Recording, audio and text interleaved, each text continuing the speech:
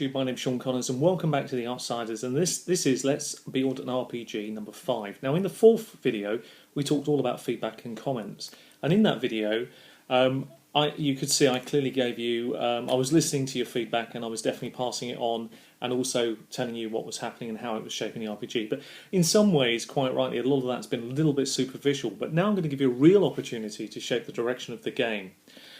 In this video we're going to be focusing all about the races. Now I'm going to cover the 4 races off. I'm going to explain about a mechanic, the way that I want them to work, but I'm really going to open it up to you. Now it sounds complicated when you think I'm going to explain a mechanic for races. That sounds in itself very complicated, but trust me, it's an incredibly simple idea. I'm not trying to teach anybody to suck eggs, it's just so that everybody can easily follow along, and at this early design stage everybody's comfortable. But what an opportunity to shape the game. So another reason that I'm going to look at the races is so that you can see the design template and the sort of theory behind the races and how even choosing the races must fit in with the theme and tone. So let's start with that bit. The races that I want in for definite are the 4 core ones, which for me are human, elf, dwarf and halfling. Those are a given. Now everything else can be debated. But before, that's really down to you. But before we go on to that bit and look for your feedback and thoughts on it, let's talk a little bit about a couple of things that have definitely been shaped by theme and tone in racial, just when we think about races alone. Elves, for example, in this game, have definitely been affected because the way that I want them to be is I want them to be associated with an element. So that would either be air, earth, water or fire. And pretty clearly, if they were a fire elf, they'd be dark-skinned, etc., etc. So those ones have obviously been in league with the dark folk, and obviously may have been one of the core reasons why the old civilization fell and collapsed. So that sort of fits quite nice. You can see the theme and the tone there would work. So it'd be very unlikely that there would be a player character for a fire elf, but it could happen. But I'm leaving that open. But the other 3 elves are definitely in. Obviously the same with dwarves. We've got a slight change with dwarves. Obviously there've been mountain dwarves and wild dwarves, and even before civilization collapsed, wild dwarves were dwarves that settled beyond the mountains, outside the mountain range. They were born and raised elsewhere.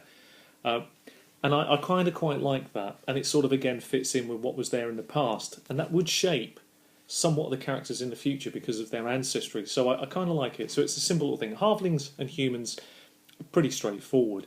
But let's look a little bit at the design template and how this will work. Now I want to model this around a simple thing, a d6 dice, because it just makes sense. So I'll give you an example. I'll take the human frame.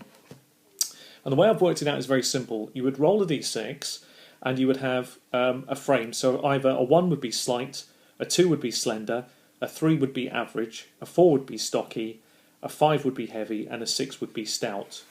That's what I would use for the human one. The slight change might be, for example, if we were to use a halfling frame, it would start off slight and slender, then average, then stocky, then heavy, then stout, then huge. For a halfling, that is huge.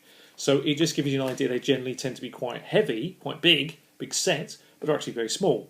So I'm just thinking about them in that way, and you just roll the dice accordingly. You come up with your own template for that part. Now the next bit that runs alongside the template is the fact that depending on what you roll will have an influence on some of the stats previously already we've talked about.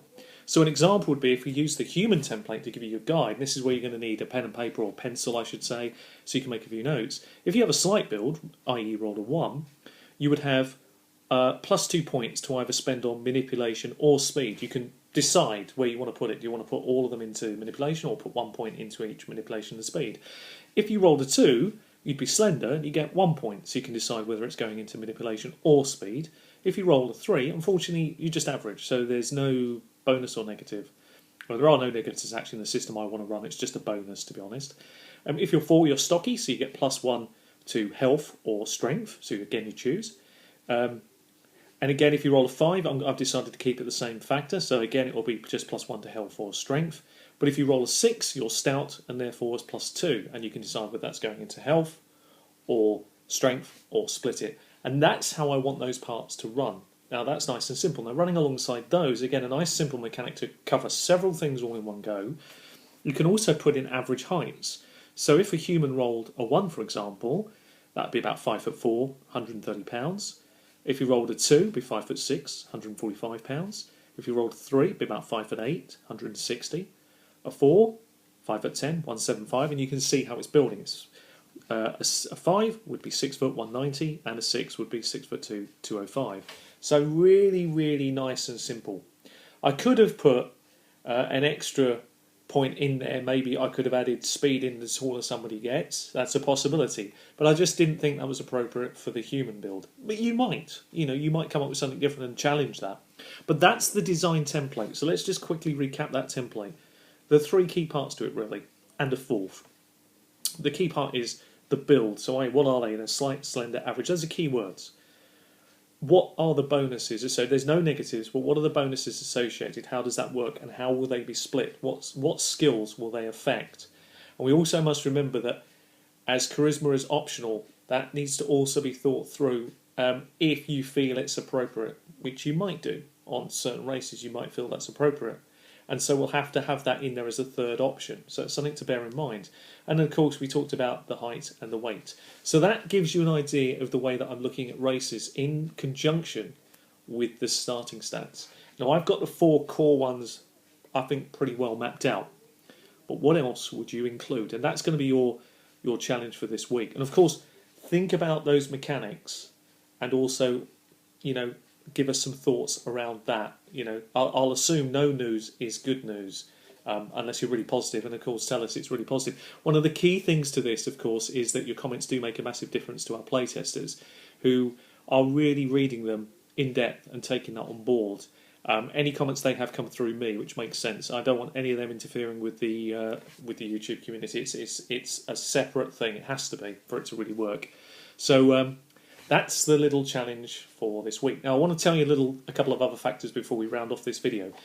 The other thing that's been clear to me as I've thought more and more about the game and the mechanics and the way that it's shaping up thanks to your comments and feedback is it's simply going to be about three paths: combat, magic and stealth. It just makes sense. Everybody will have access to general skills, but they will have to decide how they're going to diversify their character. Which way are they going to go? And I kind of like that. And I had some thoughts around it, and I'm going to share those briefly with you as well. Those will definitely provoke some thoughts. So let me quickly bring up the sheet. I think there are three ways that people would choose their paths, and I kind of like this, but you may have something different. So I'm as they say, all ears about that. I think what it would be is simply this: you would decide to put it'd be three little charts, and it would either be you'd have a ×1 multiplier in one area, a ×2 in a second, and a ×3 in a third. So, for example, if you chose I want to be magic, but I'd like to be pretty good at fighting as well, you'd go 1 and then +2 and then 3 into stealth. Now, what that means is that your magic is, in this case, all the skills are as written, ×1, they don't change, but the combat ones would double, so the price of them would double. So remember we talked about the experience points before at the very beginning, how that seemed quite high in some cases. Well, I think you now understand why it's not necessarily so. And of course, if somebody wants then in this particular multiplier, wants something to do with stealth, it's ×3. Now the next chart, because you get the theory hopefully behind it, the next chart is 114 to create that really interesting specialist. So 114, so you've got two areas you can specialise into, but one area that's really out of your way. It's going to be very difficult for you to do much in it. And the final one is the absolute specialist. Half, 0.5 in one area, 3 for your second choice path, and 5 for your third. So far, that's the theory. Let me know what you think. Anyway, I've been Sean Connors. This has been all about races and the initial paths, and I'm now looking for your thoughts and your feedback before we come back next week. Till then, take care of yourselves and happy gaming. Bye-bye.